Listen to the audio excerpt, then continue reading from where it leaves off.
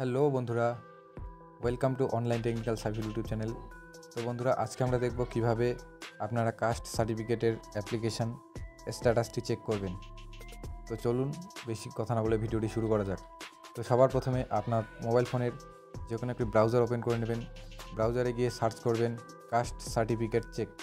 Caste certificate check লেখার পর সবার প্রথমে যে ওয়েবসাইটটি আসবে এখানে একবার ক্লিক করবেন।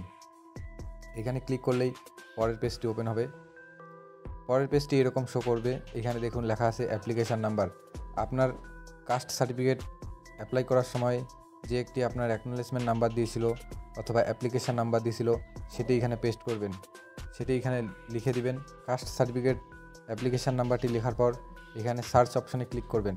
সার্চ অপশনে ক্লিক করলে কিন্তু অ্যাপ্লিকেশান নাম্বার দেখাবে, অ্যাপ্লিক্যান্ট নেম দেখাবে, ডেট অফ কত তারিখে অ্যাপ্লাই করেছে সেটি দেখাবে, অ্যাপ্লাই ফর কিসের জন্য অ্যাপ্লাই করেছে, ওবিসি, এসসি নাকি এসটি সেটি দেখাবে, ফাদার্স নেম দেখাবে, কাস্ট সার্টিফিকেট নাম্বার দেখাবে এবং স্ট্যাটাসটি এখানে দেখিয়ে দেবে। এখানে দেখুন স্ট্যাটাসের ঘরে কিন্তু অ্যাপ্রুভ দেখাচ্ছে, এর মানে কাস্ট সার্টিফিকেটটি আমাদের অ্যাপ্রুভ হয়ে গেছে। আমরা চাইলে খুব সহজে এটি ডাউনলোড করতে পারি। এই সার্টিফিকেট নাম্বারটি এখানে দেখতে পাচ্ছেন, এই নাম্বারটি দিয়েই কিন্তু ডাউনলোড করা সম্ভব।